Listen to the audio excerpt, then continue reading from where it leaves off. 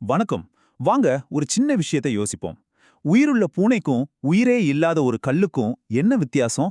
பார்க்கறதுக்கு ரொம்ப சிம்பிளான கேள்வி மாதிரி தோணுது இல்லையா? ஆனா இதுக்குள்ள தான் அறிவியலோட பெரிய ரகசியங்களே அடங்கியிருக்கு. வாங்க நம்மள சுத்தி இருக்கிற இந்த உலகத்தோட அந்த அதிசயங்கள பத்தி இன்னைக்கு நாம தெரிஞ்சுக்கலாம்.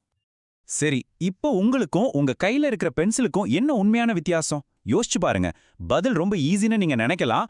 ஆனா உயிர்னா என்னன்னு நம்ம ஆழமா கேட்க ஆரம்பிக்கும் போது தான் அறிவியலோட உண்மையான ஆச்சரியங்கள் நமக்கு புரிய ஆரம்பிக்கும். அந்த ரகசியங்களை தான் நாம இன்னைக்கு பார்க்க போறோம்.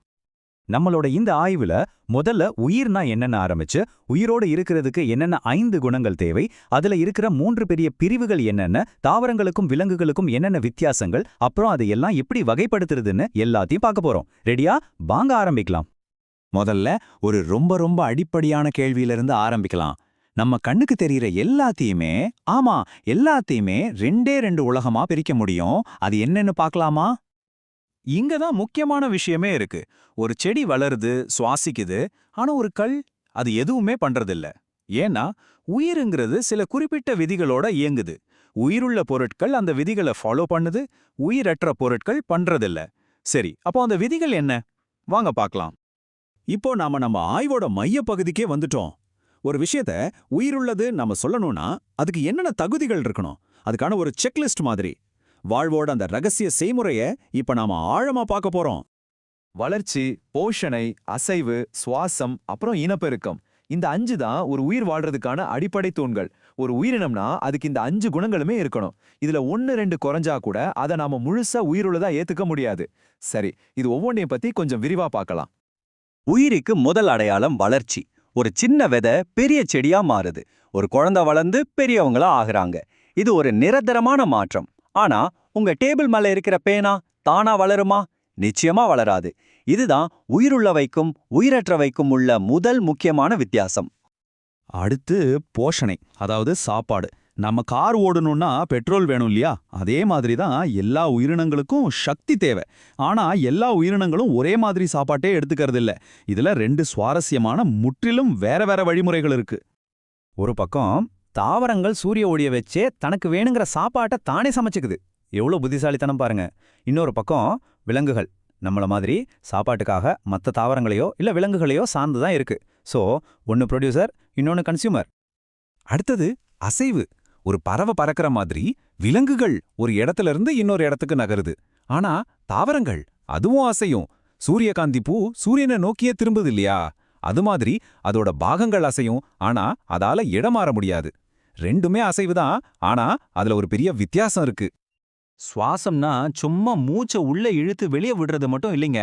அது நம்ம சாப்பிட்ட சாப்பாட்டுல இருக்கிற சக்தியை வெளிக்கொண்டு வர ஒரு கெமிக்கல் ப்ராசஸ். இந்த ப்ராசஸ்க்கு ஆக்சிஜன் ரொம்ப முக்கியம். இந்த சக்தி இல்லாம வளர்ச்சி, அசைவுன்னு எந்த ஒரு உயிரியல் வேலையும் நடக்கவே நடக்காது.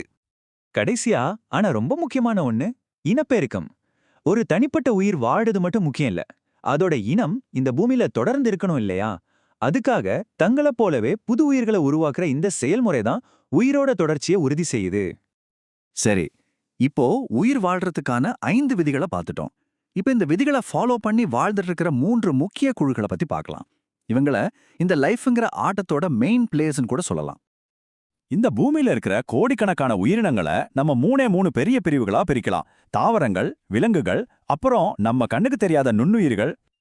இந்த நுண்ணுயிரிகளோட உலகம் இருக்கே, அது ரொம்ப ஆச்சரியமானது. 1 டீஸ்பூன் மண்ணுல பல கோடி நுண்ணுயிரிகள் வாழுதுன்னா பாத்துக்கோங்களேன். அதுங்க நீர், நிலம், காற்றுன்னு நாம நினைக்க முடியாத எல்லா இடத்துலயும் இருக்கு. இப்போ நமக்கு ரொம்ப நல்லா தெரிஞ்ச 2 பெரிய பிரிவுகள், அதாவது தாவரங்களுக்கும் விலங்குகளுக்கும் இடையில இருக்கிற அசர வைக்கிற வித்தியாசங்களை ஒரு நேரடி ஒப்பீடு மூலமா ஆழமா பார்க்கலாம். இந்த அட்டவணையை பாருங்க. அசைவு, சாப்பாடு, நிறம், வளர்ச்சின்னு ஒவ்வொன்றுலயும் எவ்வளோ பெரிய வித்தியாசங்கள். தாவரங்கள் ஒரே இடத்துல இருந்துகிட்டு அதோட வாழ்நாள் முழுக்க வளருது. ஆனா விலங்குகள் சாப்பாட்டை தேடி அலைஞ்சு ஒரு குறிப்பிட்ட வயசு வரைக்கும் தான் வளருது. இது ரெண்டுமே உயிர் வாழ்றதுக்கான தனித்தனியான வெற்றிகரமான வழிமுறைகள். இப்ப நம்ம கடைசி பகுதிக்கு வந்துட்டோம். இந்த பூமியில இத்தனை லட்சம் வகையான உயிரினங்கள் இருக்கு. புதுசா ஒன்ன கண்டுபிடிச்சா அதை எப்படி அடையாளம் கண்டுக்கிறது? இந்த புதிரை விடுவிக்க விஞ்ஞானிகள் பயன்படுத்துற ஒரு சூப்பரான கருவியை பத்தி இப்ப பார்க்கலாம். அதுக்கு பேர் தான் இருபிரிவு சாவி, இங்கிலீஷ்ல டைகாட்டமஸ் கீன்னு சொல்லுவாங்க. இது ஒரு வழிகாட்டி மாதிரி. ஒவ்வொரு ஸ்டெப்லயும் ஆமா அல்லது இல்லைன்னு 2 சாய்ஸ் கொடுப்பாங்க. நீங்க சரியா பதில் சொல்லிட்டே போனா நீங்க தேடுற உயிரினத்தை ஈஸியா கண்டுபிடிச்சிடலாம். ஒரு டிடெக்டிவ் கேம் மாதிரி தான். இது வேலை செய்யற விதம் ரொம்ப சிம்பிள். முதல்ல அடையாளம் தெரியாத ஒரு உயிரினத்தை எடுத்துக்கோங்க. அப்புறம் ஒவ்வொரு கேள்விக்கும் ஆமா அல்லது இல்லன்னு பதில் சொல்லுங்க. உங்க பதில் உங்களை அடுத்த கேள்விக்கு கூட்டிட்டு போவோம். இப்படியே போய்கிட்டே இருந்தா கடைசியில நீங்க தேடுற உயிரினத்தோட சரியான பேர் கிடைச்சிடும். ஒரு உதாரணம் பார்த்தா நல்லா புரியும். காகத்தை எப்படி கண்டுபிடிக்கிறதுன்னு பார்க்கலாம். முதல் கேள்வி, அதுக்கு 4 காலுக்கு மேல இருக்கா? பதில் இல்ல. சரி, அடுத்த கேள்விக்கு போலாம். இறக்கைகள் இருக்கா? ஆம். அடுத்த கேள்வி, அதோட அலகு வளைஞ்சிருக்கா? இல்ல. அவ்வளோதான், நமக்கு பதில் கிடைச்சிடுச்சே. நாம தேடுறது காகம். பாத்தீங்களா எப்படி தேவையில்லாத பதில்களை நீக்கிட்டு சரியான விடையை நாம அடையிறோன்னு? நாம பார்த்த இந்த மாதிரி பலதரப்பட்ட தாவரங்களும் விலங்குகளும் இருக்கிறதுனால தான் நம்ம பூமி இவ்ளோ அழகா ஒரு சமநிலையோட இருக்கு. இந்த பல்லுயிர் பெருக்கத்தை பாதுகாக்கிறது நம்ம ஒவ்வொருத்தரோட கடமை. ஒவ்வொரு சின்ன உயிருக்கும் இந்த பூமியில ஒரு முக்கியமான பங்கு இருக்கு. ஆக இன்னைக்கு நாம என்னெல்லாம் கத்துக்கிட்டோம்? உயிர்னா என்னன்னு வரையறுக்க 5 முக்கிய குணங்கள் இருக்கு. உயிரினங்களை தாவரங்கள், விலங்குகள், நுண்ணுயிரிகள்னு 3 பெரிய குழுவா பிரிக்கலாம். அப்புறம் இருபிரிவு சாவி மாதிரி கருவிகளை வச்சு இந்த உயிரினங்களை வகைப்படுத்தலாம்னு தெரிஞ்சுக்கிட்டோம். நமக்கு தெரிஞ்ச உயிரினங்களை பத்தியே இவ்வளவு ஆச்சரியங்கள் இருக்கு. ஆனா விஞ்ஞானிகள் சொல்றாங்க, இன்னும் கண்டுபிடிக்கப்படாத பல மில்லியன் கணக்கான உயிரினங்கள் இந்த பூமியில இருக்குன்னு. அப்போ அந்த மறைஞ்சு கிடக்கிற உலகத்துல இன்னும் என்னென்ன அதிசயங்கள் நமக்காக காத்துக்கிட்டு இருக்கோம்? அந்த ஒரு சிந்தனையோட இந்த விளக்கத்தை நான் நிறைவு செய்றேன். தொடர்ந்து தேடுவோம், தொடர்ந்து கற்போம்.